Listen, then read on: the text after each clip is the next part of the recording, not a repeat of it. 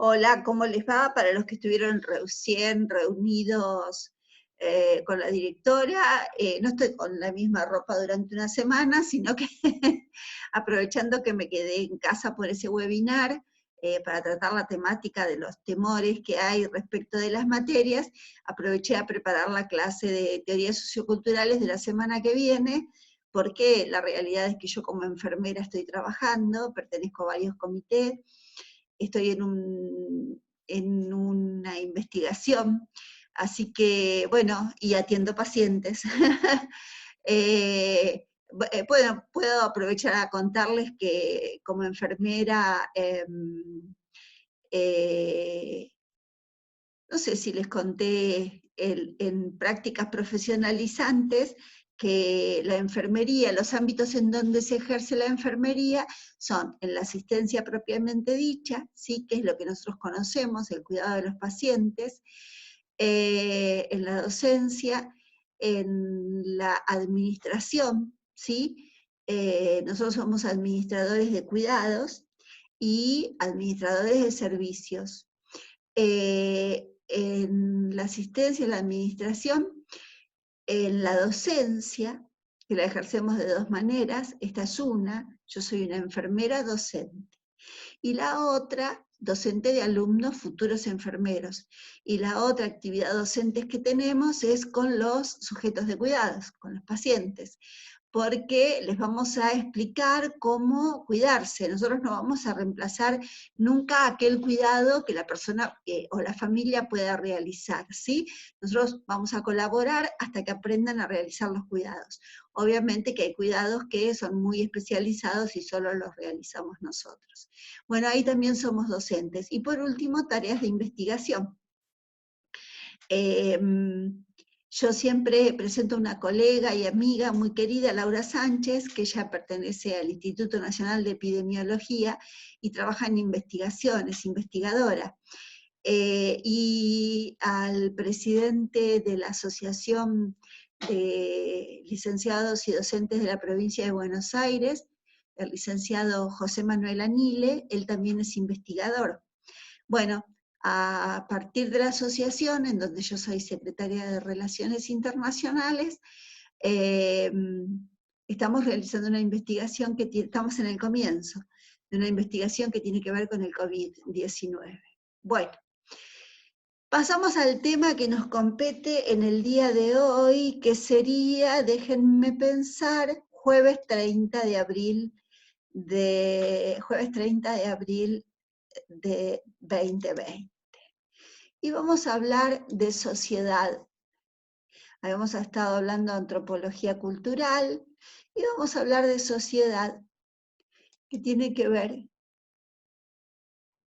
Bien, la sociedad. ¿Qué es la sociedad? Es un grupo organizado de personas, ¿sí? Que comparten un hábitat dependiendo unas de otras para su supervivencia y bienestar. En esta convivencia, obviamente se da un ordenamiento jurídico y consuetudinario, se tienen que poner de acuerdo para poder convivir, si no sería la ley de la selva, y por supuesto toda sociedad humana posee una cultura dominante. Así que básicamente, habiendo definido cuál es la diferencia entre cultura y sociedad, la diferencia es que la sociedad tiene estructura jurídica y política, ¿sí? Pero a su vez depende de una cultura y de subculturas y de cosas que vamos a ver ahora.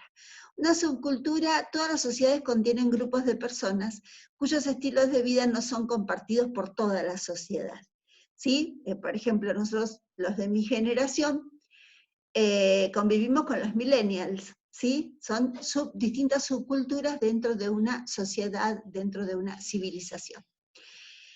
En sociedades pequeñas, estas subculturas se asocian de varones a hembras, de niños a adultos, o sea, la diferenciación está dada en ese tipo de subsistemas, ¿sí? En sociedades complejas, a grupos basados en diferencias étnicas, religiosas o de clase. ¿Sí? Por ejemplo, mi hija vive en Buenos Aires, en Valvanera, y vive en una comunidad en donde hay muchos judíos, y como en estos tiempos no pueden ir al templo, dice que es bastante impresionante escucharlos cantar.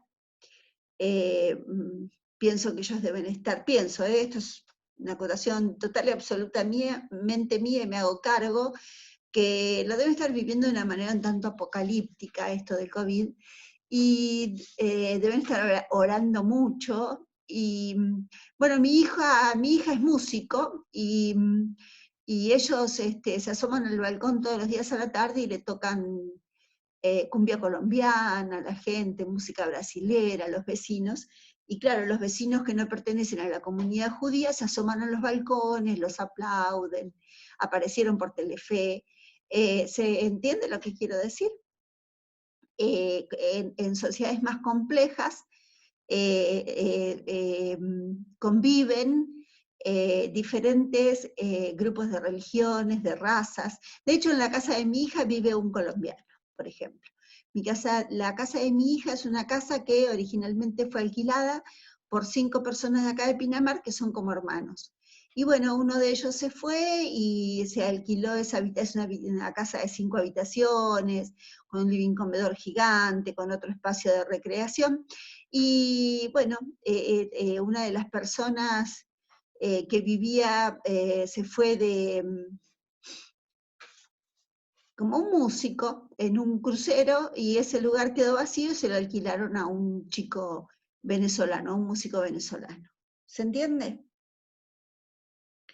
Bueno, la civilización, ¿qué es la civilización? Porque yo ahí hablé de civilización.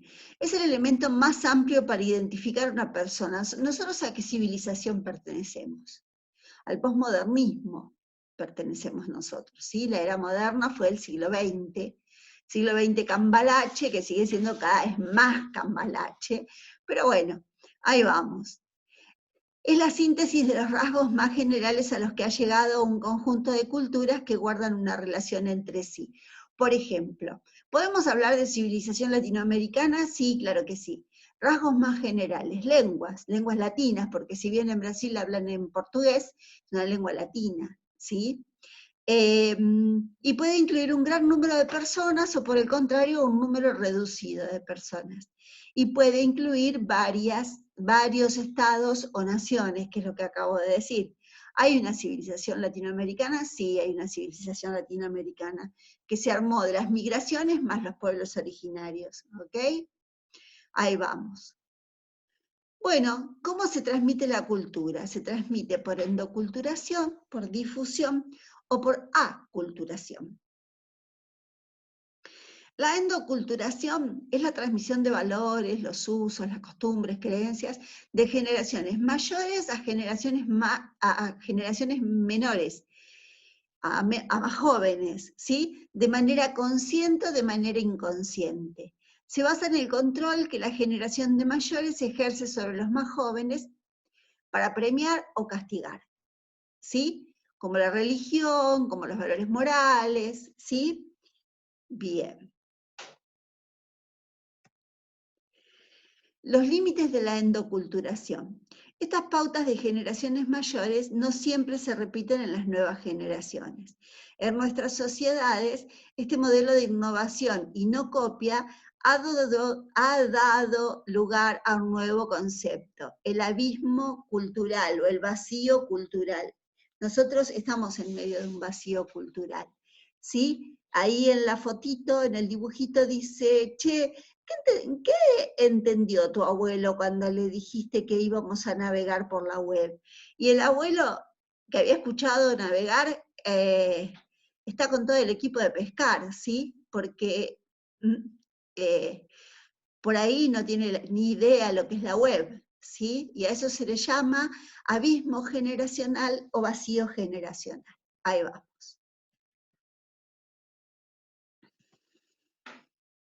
La difusión era otra forma de transmitir la cultura, ¿verdad? Es la transferencia de rasgos culturales de una cultura y sociedad a otra distinta. Comidas, leyes, idiomas, lenguas, vestimentas, etc.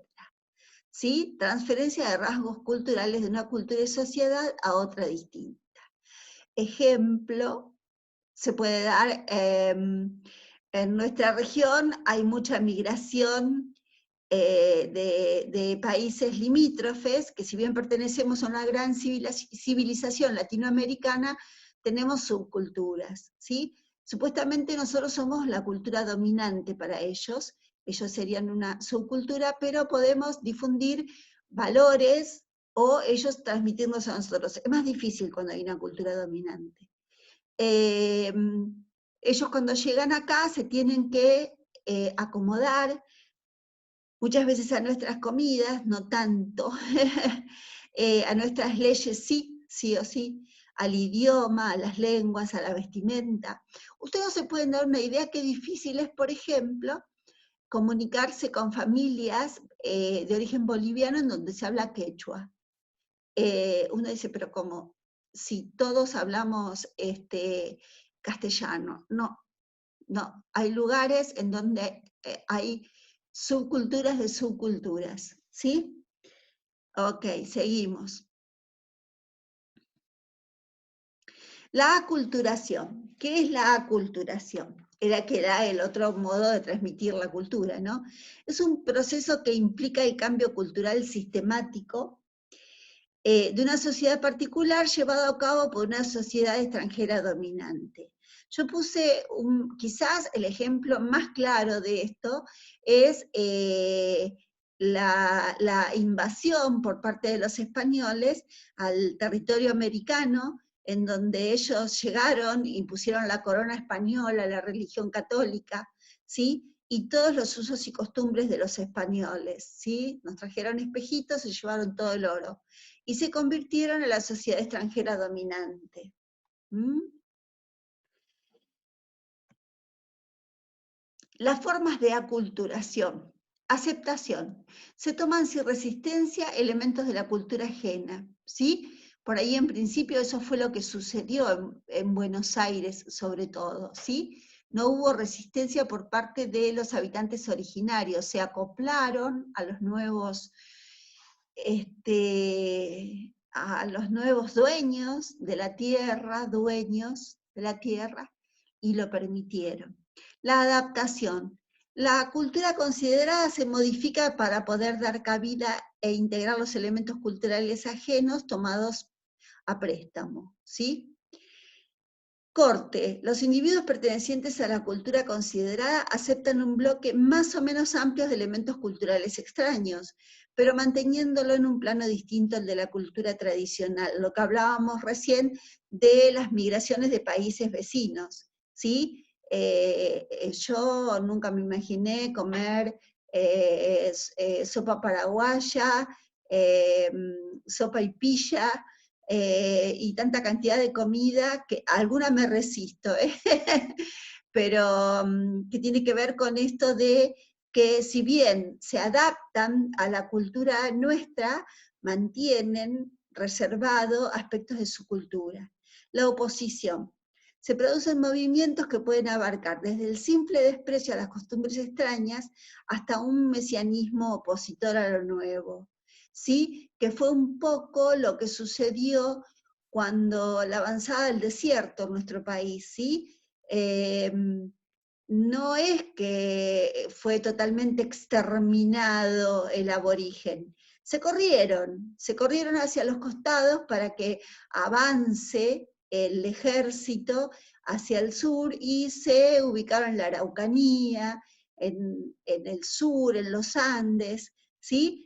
Oponiéndose por completo a esta nueva civilización, que tiene que ver también con lo que viene, con la huida. La cultura considerada trata de ignorar la presencia de la cultura ajena, cerrándose en sí misma. Puede adoptar varias formas: el retorno a las prácticas culturales anteriores o la migración física a lugares menos amenazados, como son los Andes. ¿Sí? Dicen que uno de los grupos étnicos más puros son los vascos, porque el vasco a pesar de que nosotros lo conocemos al vasco como tan guerrero, ¿no? Tan de la ETA, tan de tirar bombas y hacer explotar todo, en la época de las invasiones, en las guerras, las dos grandes guerras mundiales, y luego la guerra civil española, el vasco, cuando veía que venían al pueblo a atacarlo, se iba a la montaña, se escondía, dejaba el pueblo vacío. Entonces sobrevivió y se casaban los vascos con las vascas. Hay una película muy linda en Netflix que se llama 8 apellidos vascos, que significa que para casarte con una vasca tenés que tener para arriba 8 apellidos completamente vascos, para asegurar la pureza de la sangre, ¿sí? Bueno, y por último la destrucción. Una de las culturas acaba de desaparecer suplantada por la otra, y la asimilación, que es un proceso por el cual los individuos de una cultura se integran en la cultura estándar dominante. ¿Qué es lo que sucede en líneas generales acá en la República Argentina con los migrantes de los países vecinos, ¿sí? Fases de la asimilación. Asimilación del comportamiento, asimilación estructural y asimilación marital. A ver cómo viene la que viene. No, cambia de tema. Entonces, vamos a explicar rápidamente. Asimilación del comportamiento. Bueno, de pronto en Bolivia, en Perú, en Chile, hay como un gran respeto hacia las personas, en el trato, que no significa que sea un respeto verdadero, de corazón, ¿sí? Pero se utiliza un protocolo de, yo cuando estuve en Chile el año pasado, que me tocó ir a sepultar a un primo, yo era doña Ana Laura Lucero Goicoechea, ¿sí? Y no sé hasta dónde ellos respetaban a doña Ana Laura Lucero Goicoechea, son protocolos, ¿sí? Y cuando vienen acá se acostumbran rápidamente, ¿qué haces? ¿Cómo te va? Beso, abrazo, acercamiento. La asimilación estructural, que tiene que ver con la estructura de nuestra sociedad, ¿sí? Nosotros tenemos estructuras muy complejas, no me voy a poner a hablar ahora de cómo nos unimos, qué tipo de familia formamos, eso le corresponde a cuidados de la salud centrados en la comunidad y la familia. Y la asimilación marital, que tiene que ver con lo mismo, cómo nos casamos nosotros. Hay culturas que aceptan, por ejemplo, que un hombre mayor se case con una niña de 12 años, nosotros no lo aceptamos, ¿sí? Entonces, esa gente en nuestra sociedad no sería aceptada, sería condenada por pedofilia, ¿sí? Bueno, el etnocentrismo es la tendencia a considerar superior a la propia cultura y aplicar los valores de esa cultura para juzgar el comportamiento de los otros. Los argentinos somos bastante etnocentristas, somos bastantes egocéntricos. Y en el dibujito, en portugués, dice la chica que va con una bikini mostrando su escultura del cuerpo, dice, todo cubierto, las manos, los ojos, como diciendo propio de una cultura machista, cruel y dominante. Y la chica que va toda cubierta dice, todo descubierto menos los ojos. Es una cultura machista, cruel y dominante, ¿sí? Son distintas formas de ver la cultura, creyendo que la de uno es la que cuenta, ¿no? Bueno, el relativismo cultural dice, no hay culturas mejores ni peores, todo es relativo. Todas las culturas son respetables. ¿Hay algún límite? No, no hay límites, no hay límites. El límite, al ser relativo, no hay límites, ¿sí? Una chica sajona, rubia de ojos celestes, que ha formado familia con un moreno tipo africano y que han adoptado a un niño de raza asiática. ¿Es una familia? Sí, es una familia, claro que es una familia. Universalidad, generalidad y particularidad. ¿De qué estamos hablando cuando hablamos de universalidad? Son rasgos que diferencian al hombre del resto de los animales. rasgos biológicos, dependencia infantil, sexualidad anual y no estacional. Vieron que los animales suelen depender de las estaciones del año para tener sexo, en cambio el ser humano, si quiere, tiene sexo todos los días, si quiere, no tiene sexo en todo el año, ¿sí? Pero no depende de determinadas épocas para aparearse. Tiene un cerebro complejo, uso del lenguaje y de herramientas. Rasgos psicológicos, formas de sentir, de procesar los estímulos exteriores. Rasgos sociales, la vida en familia, determinados tabúes como el incesto para nuestra cultura. Vuelvo a repetir, y tiene que ver mucho con los derechos humanos, las libertades, las dignidades, la igualdad, el respeto, ¿sí? ¿De qué hablamos cuando hablamos de generalidad? Regularidades que se dan en diferentes momentos y lugares, pero no en todas las culturas. Y puse como ejemplo el homenaje a la Pachamama, ¿sí? Y dice, el hombre no es el dueño de la tierra es la dueña del hombre. La tierra es madre, sangre, alma y vida de todos nosotros.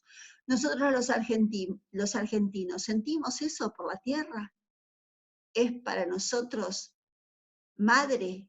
No, no le damos ni bolilla, ¿sí? Quizás si hay alguien del norte me va a decir nosotros, sí, claro, claro, sí, sí, sí. Toda la zona del altiplano, le da una gran importancia a la Pachamama. A nosotros lo único que nos gusta es el ritual de la caña con ruda el 1 de agosto.